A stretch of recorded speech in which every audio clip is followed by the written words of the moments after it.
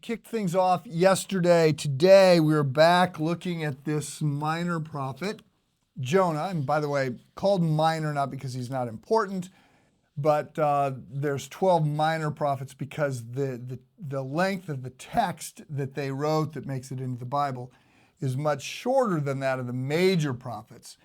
The major prophets being Isaiah, Jeremiah, and Daniel. So anyway, we are in Jonah chapter 1, verse 2. The word of the Lord came to Jonah, son of Amittai. That's verse 1. Verse 2, go to the great city of Nineveh and preach against it because of its wickedness.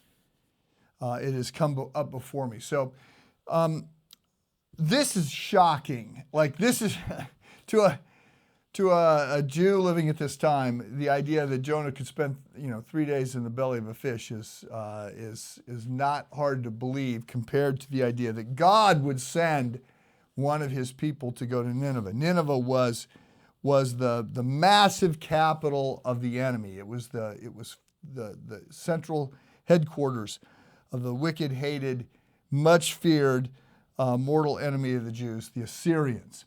So let me pause here to note, I am aware there are a lot of Assyrians that attend Christ Church. And so let me just say, wonderful people, wonderful, wonderful people. Not at all like the Assyrians back at the time of Jonah, who were very fearsome. Now, look, I've got Anglo-Saxon blood in me. I did the whole 23andMe or whatever that is. And my lineage is pretty much European. No great surprise there. But the Anglo-Saxons used to strip naked, cover themselves in blue, and yell screaming at their enemies. So we've all got ancestors that were a little bit more barbarous in their approach to things. So I am not trying to cast shade on any of the fine Assyrians that attend Christ Church. But at the time, the Assyrians were pretty wicked, and they're going to destroy. Not long after Jonah, they're going to destroy much of Israel. They're going to take down the 10 northern tribes. They're going to wipe them out.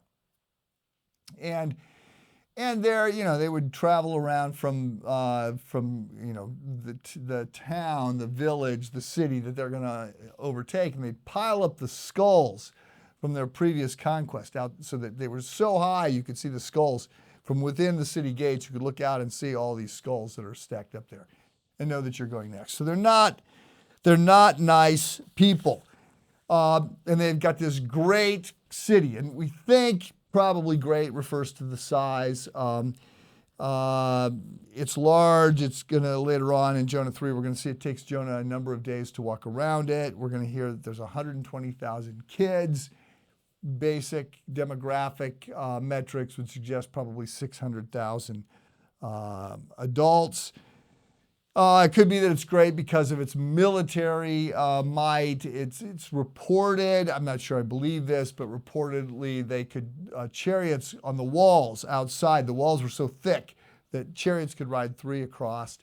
And there were these towers that were 100 feet higher than the wall, or 200 feet higher than the wall, and they were every 100 feet, and so that you could look down upon the wall, look down upon the enemy, and there were like 1,500 of these towers all around this great, big, massive city of Nineveh.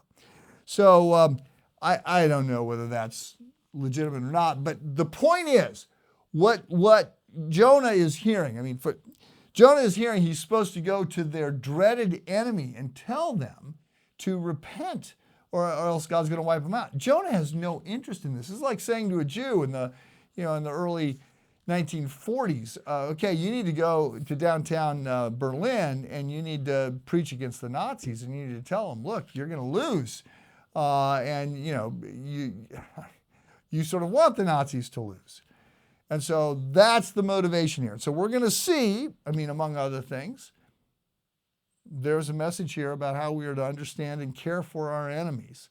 There's a lot here in the book of Jonah, but we're just setting it up right now. So, such an interesting context for the message to Jonah. Have a good day.